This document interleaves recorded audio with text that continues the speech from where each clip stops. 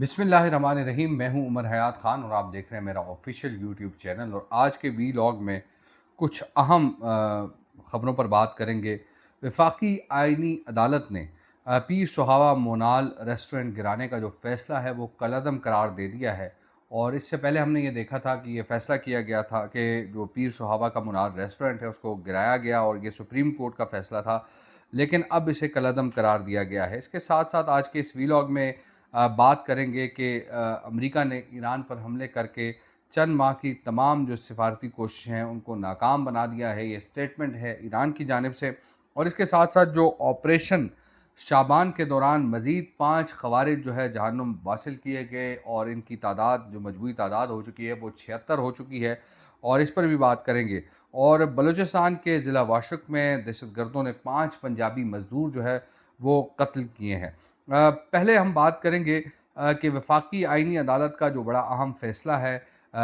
उसमें ख़ास तौर पे सुप्रीम कोर्ट का फ़ैसला कल अदम करार दिया गया है। वफाकी आइनी अदालत ने सीडी और मेट्रोपॉलिटन सिटी की अपीलें मंजूर की हैं, और अदालत ने हुक्म इम्तनाई भी ख़त्म कर दिया है। ट्रायल कोर्ट्स को जल्द अज जल्द मुकदमात के फ़ैसलों की हिदायत जो है वो की गई है। और वफाकी आइनी अदालत ने यह फ़ैसला दिया है कि मलकियत का फ़ैसला ट्रायल कोर्ट्स अदालती ऑब्जर्वेशन से मुतासर हुए बगैर करेंगी, और इंतज़ामी मामलात का फ़ैसला रेगुलेटरी बॉडीज़ जो हैं वो करेंगी। जस्टिस हसन रिजवी ने कहा कि सुप्रीम कोर्ट के फ़ैसले में बहुत से नुकात को मद्देनज़र नहीं रखा गया, और केस दायर करने या नज़रसानी दायर करने पर भी अदालत ने गुस्सा किया। फ़ैसले में वो कुछ लिखा गया जिसका फसाने में ज़िक्र न था, और हमने जज्बाती फ़ैसला नहीं करना। जो वकील हैं एहसन भोन, उन्होंने कहा कि अदालत ने केस को बहुत अच्छा पढ़ा है, जिस पर जस्टिस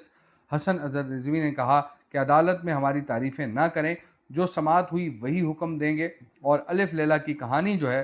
फ़ैसला में नहीं लिखेंगे। जस्टिस हसन रिजवी ने करार दिया कि फ़ैसला पढ़ा तो अंदाज़ा हुआ कि बहुत कुछ अदालती कार्रवाई से बाहर लिखा गया है। सुप्रीम कोर्ट का जो ये फ़ैसला था कि जिसमें मोनाल जो रेस्टोरेंट था पीर सुहावा में, उसको गिराने के हवाले से, और उसको गिरा भी दिया गया, और एक खूबसूरत जगह, एक खूबसूरत रेस्टोरेंट जो है वो बनाया गया था, लेकिन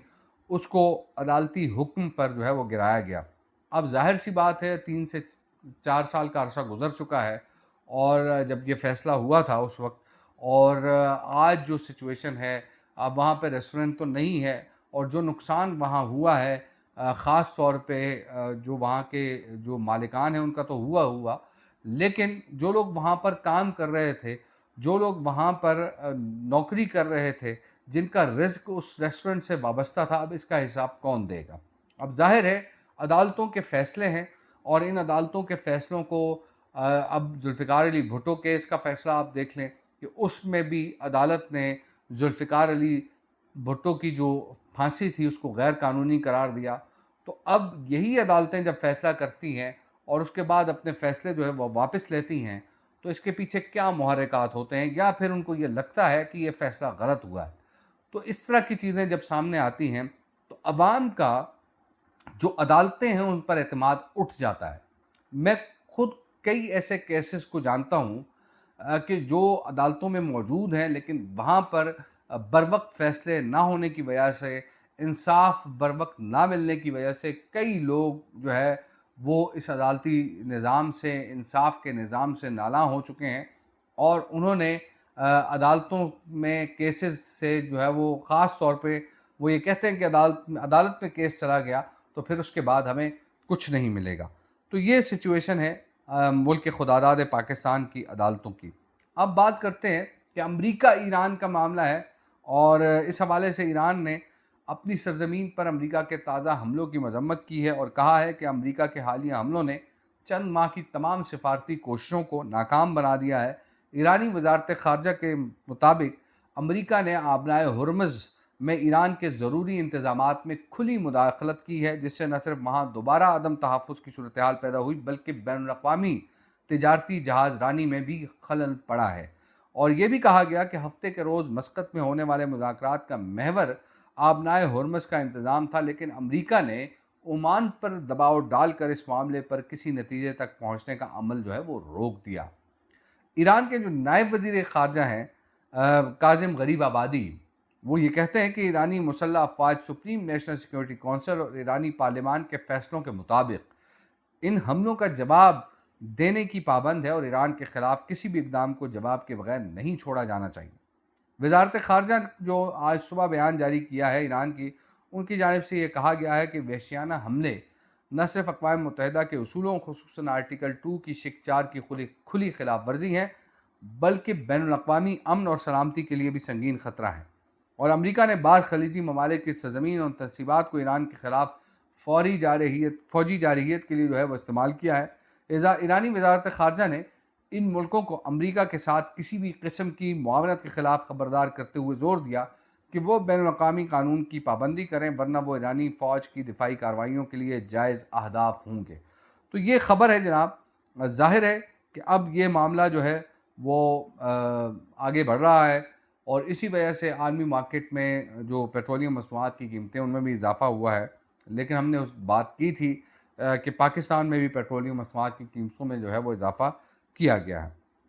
اب پاسداران انقلاب نے عمان، کویت، بحرین اور اردن میں جو امریکی فوجی اڈے ہیں ان کو نشانہ بنایا ہے، اور اس میں اگر دیکھا جائے تو ایران کا یہ دعویٰ ہے کہ امریکہ جو ہے وہ ان فوجی اڈوں سے ایران پر کارروائیاں کر رہا ہے۔ اور اس حوالے سے جو بحرین کی وزارت داخلہ ہے وہ یہ کہتے ہیں کہ سائرن بجائے گئے ہیں اور لوگوں کو ہدایت کی گئی ہے کہ وہ پرسکون رہیں اور قریب ترین محفوظ مقام کی طرف چلے جائیں۔ کویتی فوج نے بیان میں کہا ہے کہ فضائی دفاعی نظام ملک کی فضائی حدود کے اندر ہے اور دشمن کے فضائی حملوں کا مقابلہ کر رہا ہے، اور سنے جانے والے کسی بھی دھماکے کی آواز فضائی دفاعی نظام کی جانب سے حملوں کو ناکام بنانے کی کارروائی کا نتیجہ ہے، اور عوام سے اپیل ہے کہ وہ حفاظتی اور سیکیورٹی ہدایات پر عمل کریں۔ جو ایرانی سرکاری میڈیا ہے اس کے مطابق ان کارروائیوں کے بعد اردن کے شہزادہ حسن ایئر بیس پر ایندھن کے ٹینکوں اور اسلحہ ڈپوؤں میں آگ لگ گئی ہے، اور اردن میں واقع اس تنصیب پر حملہ ایرانی ساحلی اڈوں پر امریکی حملوں کے جواب میں اس کی کارروائی کے پہلے مرحلے کا حصہ تھا، اور اس نے خبردار کیا کہ جوابی آپریشن جو ہے وہ جاری ہے۔ اور پاسداران انقلاب جو ہے ان کا کہنا ہے کہ اس کی ایرو اسپیس فورسز نے بحرین میں شیخ عیسیٰ ایئر بیس کو نشانہ بنایا، اور وہاں ہیلی کاپٹروں کی نگرانی کے لیے قائم ہینگر میں P-8 طیارہ موجود تھا، اور امریکی ڈرون کمانڈ سینٹر کو بھی نشانہ بنایا گیا ہے۔ اب یہ ساری سچویشن ہے، جنگ ایک مرتبہ پھر جو ہے وہ چھڑ چکی ہے ایران اور امریکہ کے درمیان۔ اب یہ اونٹ کس کروٹ بیٹھتا ہے، لیکن بات ہم کریں گے کہ آپریشن شابان جو ہے بلوچستان میں جاری ہے۔ یہ بلوچستان کا جو ہے وہ ناردن پارٹ ہے، اور جہاں پہ یہ آپریشن جاری ہے، اور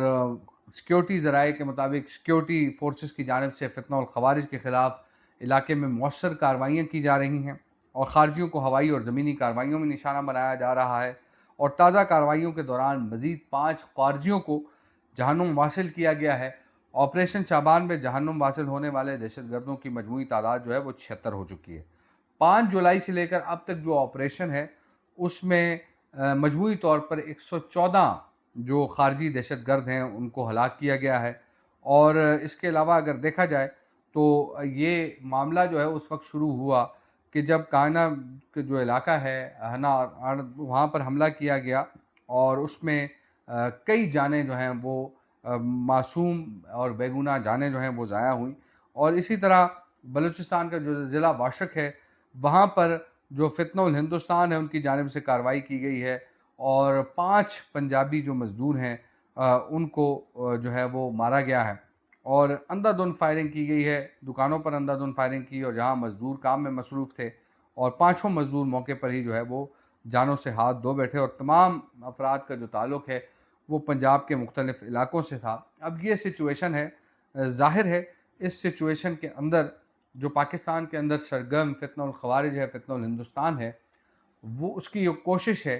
کہ بلوچستان میں امن و امان کا مسئلہ پیدا کیا جا سکے، اور بلوچستان میں جو ہے وہ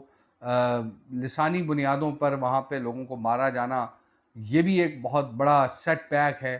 ظاہر سی بات ہے کہ اس طرح کی کارروائیاں وہ لوگ کر رہے ہیں کہ جن کو بیرونی فنڈنگ ہو رہی ہے۔